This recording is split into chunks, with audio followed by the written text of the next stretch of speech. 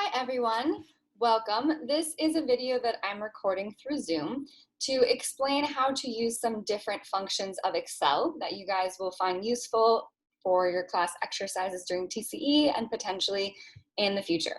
So I'm going to be sharing my screen with you and walking you all through some different equations that you might need to utilize in Excel.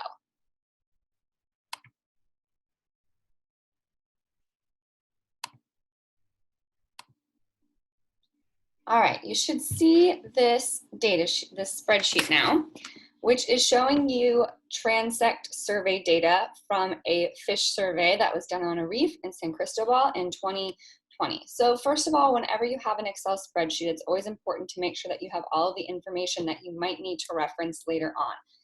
Have the location, have the date, you need to have the names of people who were involved in data collection, whatever information that you might need if you had to go back and reference this later on. You can see here that there are surveys conducted by different buddy teams. I then have the transect number, which in this case, it's not necessarily correlating to a specific location where a transect took place.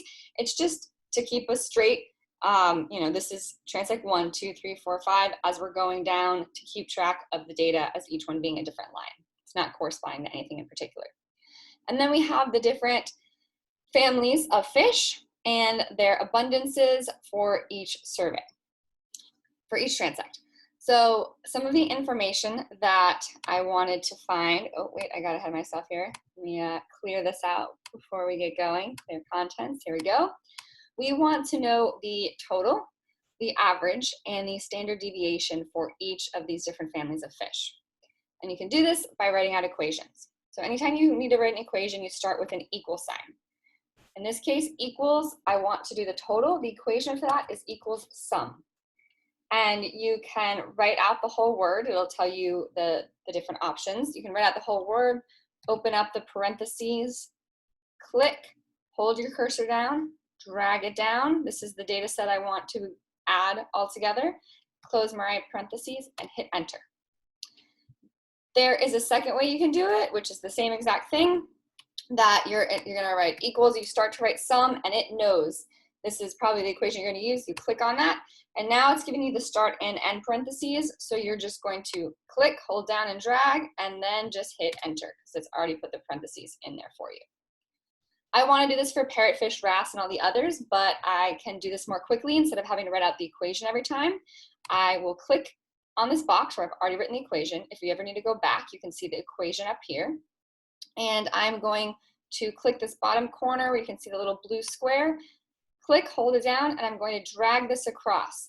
And that is going to apply the same equation to each of these columns. And if you look, so you see up here, it's sum C5 to C20. If I go to the next, it's automatically switching the equation so that it's using whatever column I'm flipping it over to. All right, so I now have the total numbers here. I next want to find the average, or the mean. So equals average, it's already pulling it in. So click here, click, and drag down. Oops, I have the habit of doing the parentheses at the end. All right, there we go. So average of 4. Again, I want to do this for all the different families. So I'm going to click and drag across. All right, next, I need to find my standard deviation for my average. So this is STDEV, standard deviation, just the plain one, that's what I want. Standard deviation, click and pull down. Make sure you only get the data set that you want. You don't get into your total.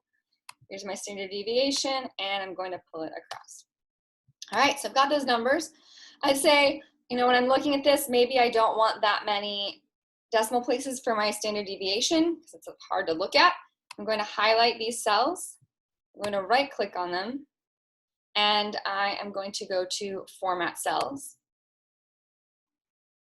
Here you have lots of different options. I'm going to go to number, and this is a number, it's not a date, it's not a percentage, and I want to have it be a number with 2 decimal places. Hit OK, and there we go. Now it's moved it to 2 decimal places, so it's a little bit easier to look at. I also do want to have my total number of fish that we saw in each transect. I need to calculate that as well. So equals sum. Once again, make sure you don't accidentally click the transect number in there. Just get the data that you want. And we're going to pull that all the way down.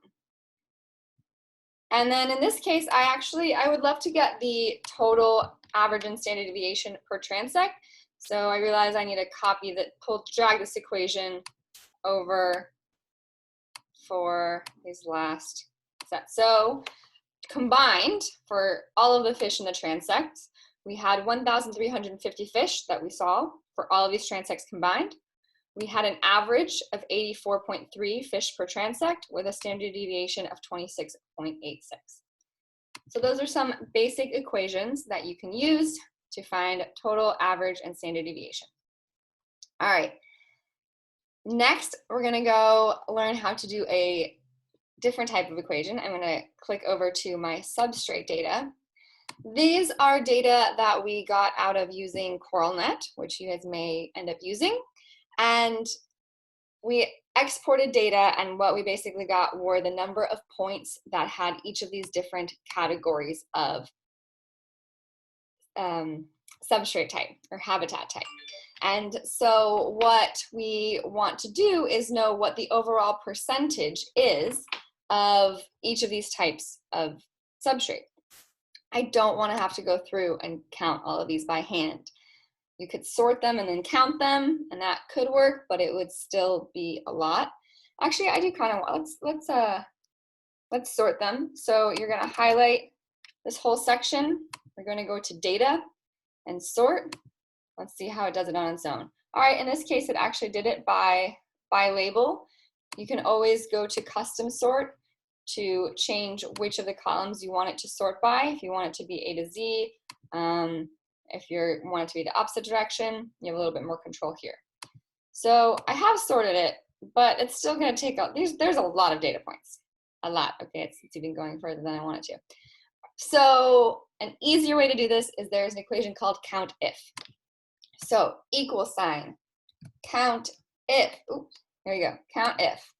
And it tells you here what we need to do. We need to put in the range, and then we need to put in the criteria. And I've already gone down and looked and seen that the very bottom number is on row 1,801, because I don't want to necessarily have to click and drag this entire thing. That's just going to take a long time. So this is my, I'm just gonna cheat. I'm gonna put it in right here, but I'm gonna change this number.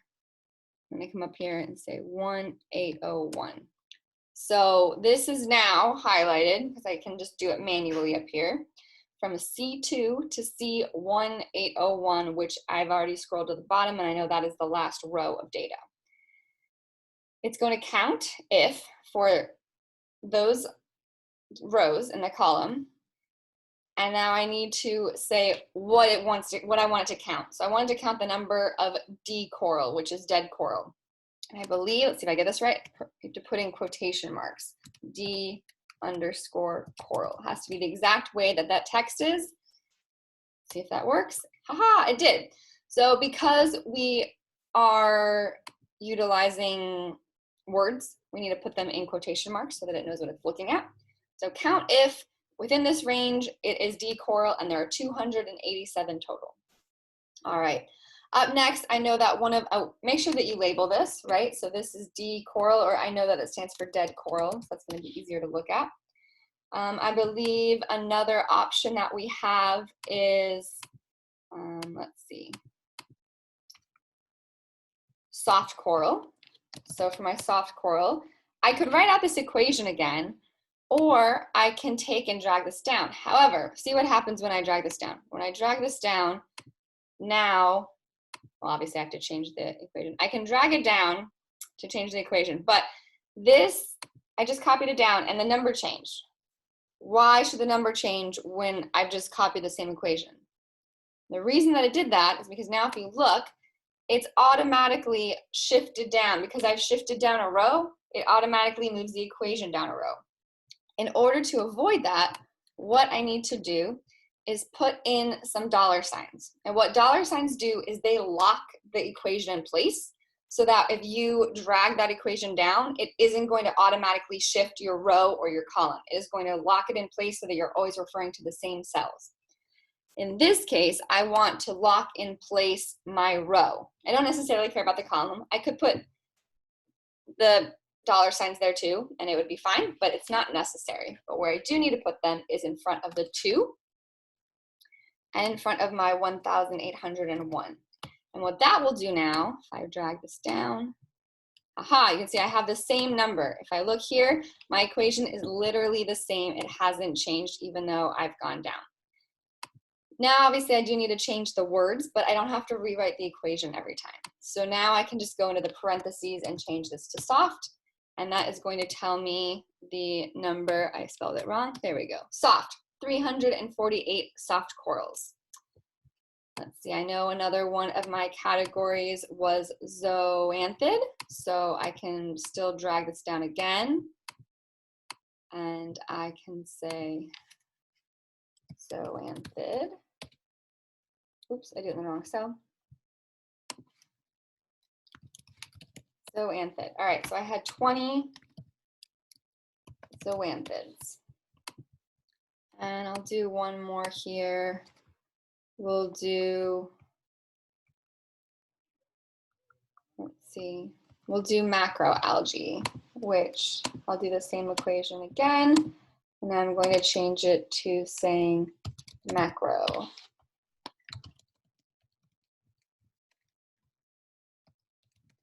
Okay, so there are quite a few more, but for the sake of time, I'm just going to pretend that we only had these 4 total amounts. So I would now want to see what my total number of data points that I have for this data set are.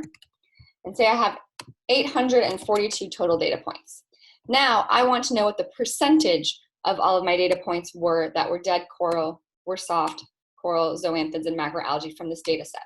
So what I'm going to do is equals this value divided by this value, but I want this value to stay locked in place. So once I put it in here, I'm going to put my dollar sign. Oops, that's not a dollar sign. There we go. Dollar sign to keep it in place. Close my parentheses, so that is percent dead coral over the total number of data points. And then I want this to be at about 100%, so I'm going to times 100. 34%. So 287 out of 842 is the equivalent of 34% of the data points right here were dead coral. I can now click that and drag it down, and it applies that same equation to all of these. And what you can see here, if you look at the equation up top, is that as I go down, the F7 now changes to F8. However, F11 stays the same because I put that dollar sign in and I locked it in place. There you go. So hopefully those are a couple of tricks that can help you when you are analyzing your data to make things a little bit more straightforward. And there are so many different equations that you can use. Those are just some of the main ones that I utilize. However, if you go into help, you can search for all the different equations that you may need to use in the future. All right. And that is it for this video. I will have another video explaining some other things in Excel as well as some statistics.